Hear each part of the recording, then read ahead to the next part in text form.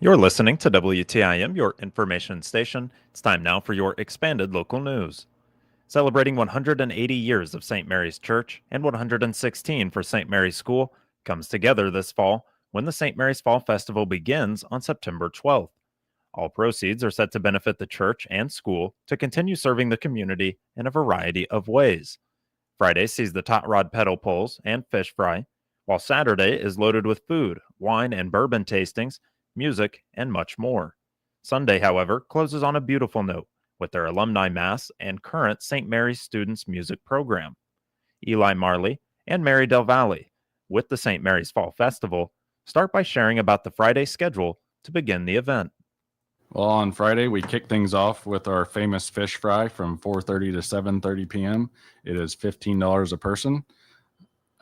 We will have grill options available, hamburgers, hot dogs, brats, that sort of thing.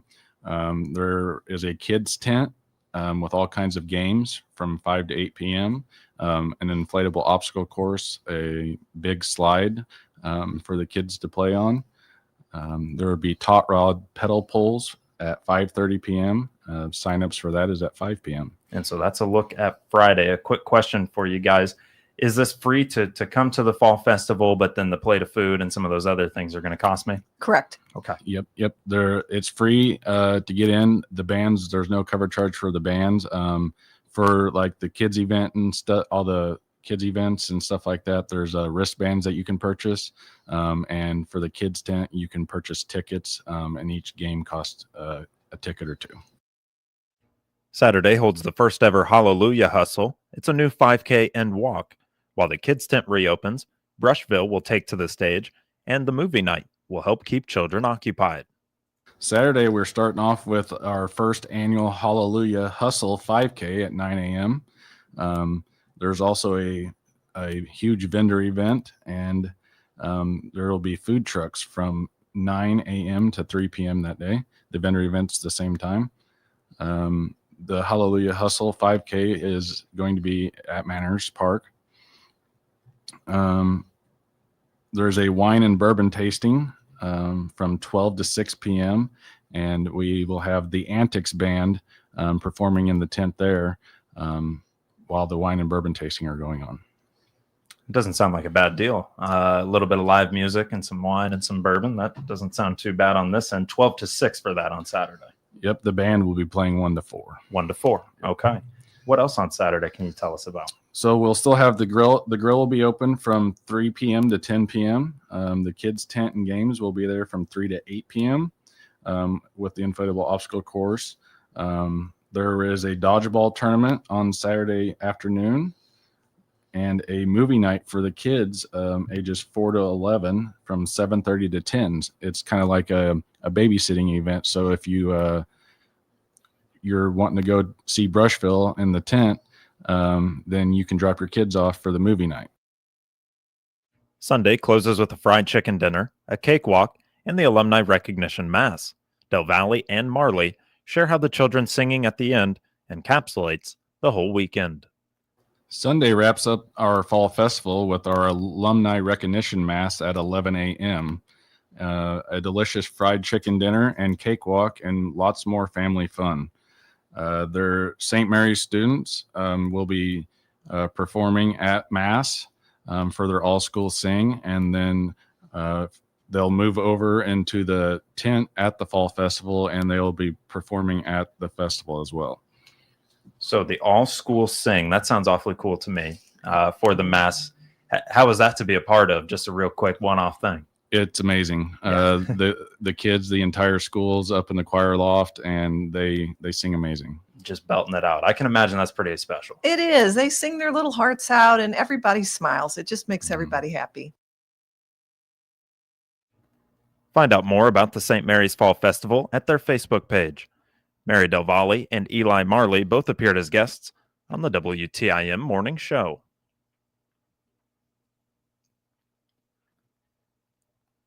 Shelby Electric Cooperative, along with CoBank, donated a check for $9,500 through the Sharing Success program to several area groups. The Christian County YMCA received $9,500 to complete their capital campaign fund. YMCA Executive Director Bruce Blanchon says that this gave the little push that the YMCA needed. So this is a really big thing for the Y. So throughout our capital campaign, through Adam and many other volunteers, Mary DeValley, Jeff Robinson, John Robinson, Maggie Vokes, Ashley Vokes, and so many others, we were able to raise our goal of $1,465,000. But today's presentation is special because Shelby Electric Co-op and CoBank were a major contributor. So we wanted, it was great that it worked out that we did a check presentation and kind of shared with the community that, we've had a lot of support throughout our campaign. We made a lot of improvements in our facility, and really the big thing is we accomplished our goal.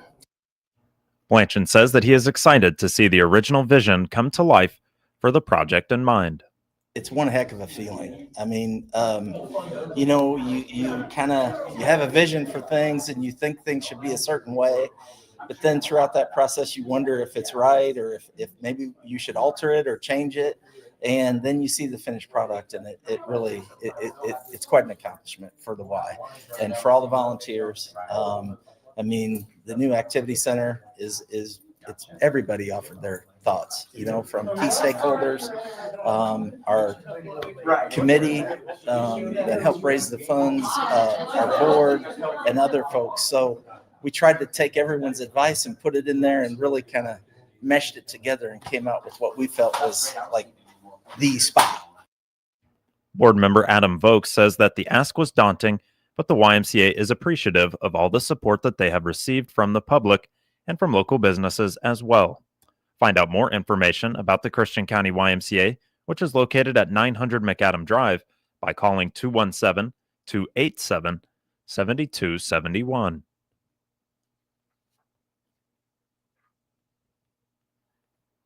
The Taylorville Kiwanis Club reminds other local nonprofit organizations that next Monday, September 15th, is the deadline for applications for funding local nonprofit organizations and activities that benefit children and youth in the Taylorville community for those to be accepted. These grant applications focus on the goals of the Kiwanis Club by assisting other nonprofit organizations whose work focuses on children and youth. This is the 5th year in a row that the club is accepting applications to provide grants to other nonprofits in the Taylorville area that have a similar mission to the Kiwanis Club, benefiting local youngsters. Nonprofit organizations wishing to apply can go to TaylorvilleKiwanis.com to find the application form. Those given Kiwanis Foundation grants will be notified after the club's October board meeting. The Taylorville Kiwanis Club is part of a global organization of volunteers dedicated to improving the world one child and one community at a time. Weekly meetings are held Tuesdays at noon at the Taylorville Moose Lodge. For more information on the club, go to TaylorvilleKiwanis.com.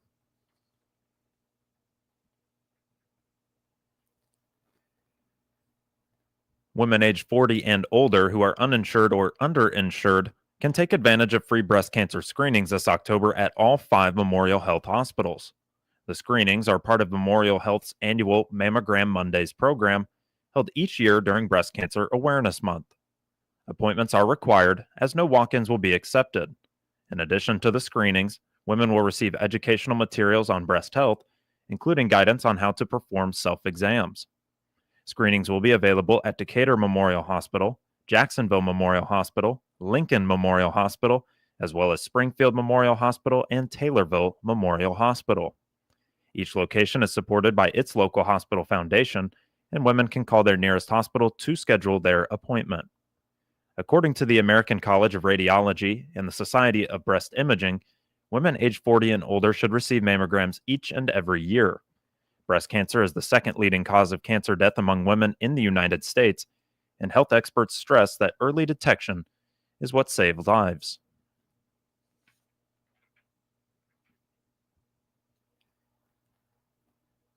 The U.S. Army Corps of Engineers is preparing for the 15th annual Youth Firearm Deer Hunt at Lake Shelbyville, scheduled for October 11th and 12th of 2025. Young hunters under the age of 18 can apply to take part in the event, but applications must be submitted by 8 a.m. on September 22nd. Forms are available at the Lake Shelbyville Project Office during business hours or online through the Corps of Engineers website. Once applications close, A public drawing will be held on September 22nd at 9 a.m. at the project office. 10 participants will be selected and notified by phone. Those chosen will hunt in closed recreation areas with guidance from Corps staff and volunteers. Hunters will need to provide their own meals and lodging, and for more information, contact Natural Resource Specialist Corey Donnell at 217-774-3951, extension 7001.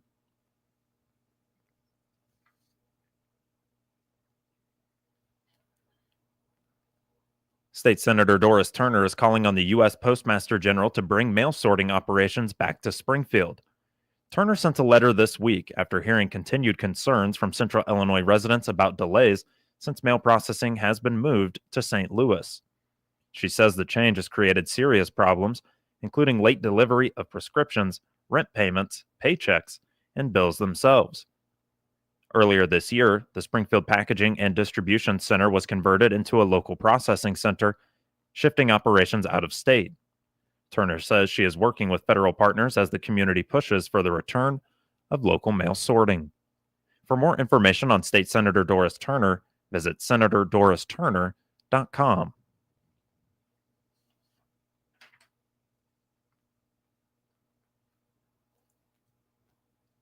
Illinois ag education leaders are happy with the growth of middle school chapters.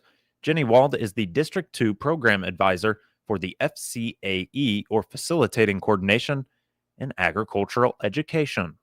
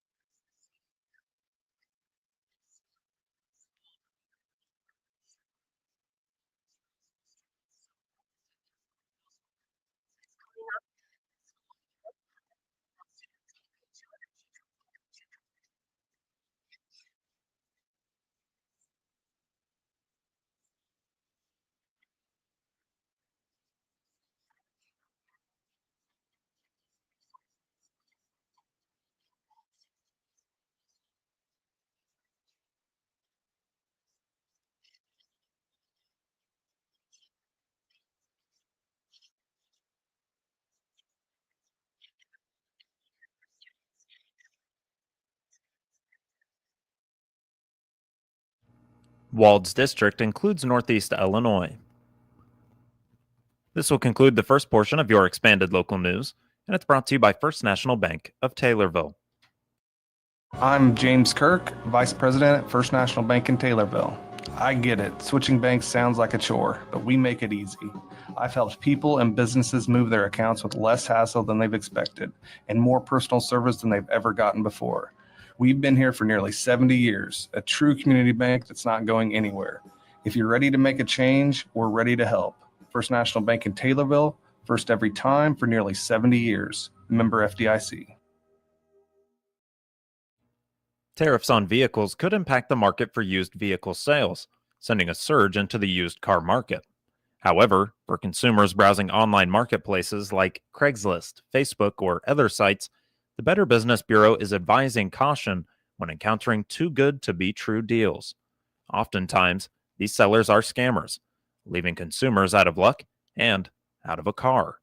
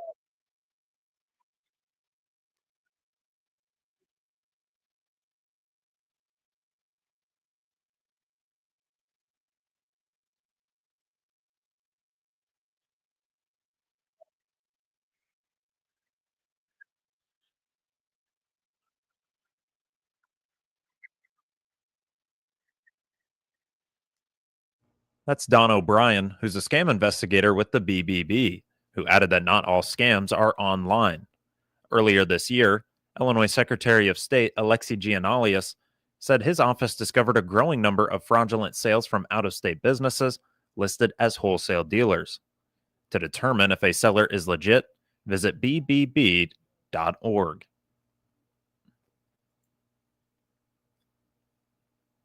One of the challenges for many rural communities and small towns is removing dilapidated and abandoned properties. Savannah, Illinois is having some success with that issue, taking advantage of a grant program, says Mayor Val Gunnarsson.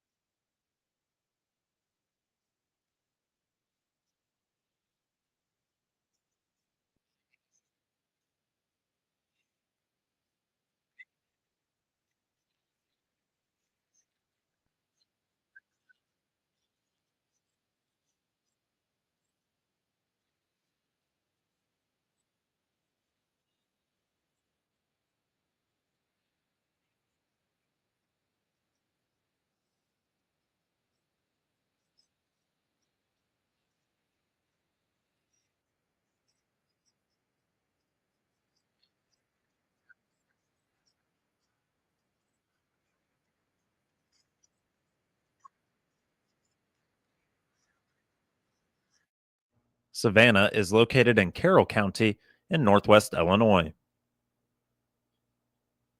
Moving now to obituaries, which can be found at TaylorvilleDailyNews.com and are brought to you by Sutton Memorial Home. This is Chad Sparks. When a loved one passes, grieving family members and friends often are confronted with dozens of decisions about the funeral arrangements. Sutton Memorial Homes in Taylorville and Nokomis have been helping families in the area for over 55 years with these often difficult decisions.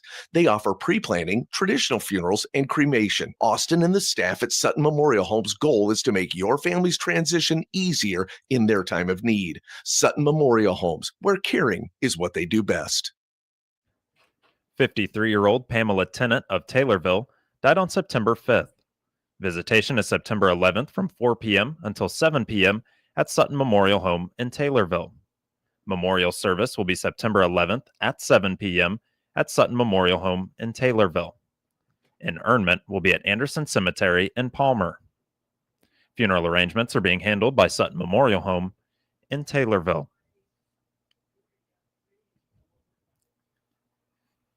76-year-old Linda S. Canali of Taylorville died on August 26th. Visitation is September 13th from 11 a.m. to 1:30 a.m. at Davis Memorial Christian Church in Taylorville. A celebration of life will be on September 13th at 11:30 a.m. at Davis Memorial Christian Church. Interment will be at Oak Hill Cemetery.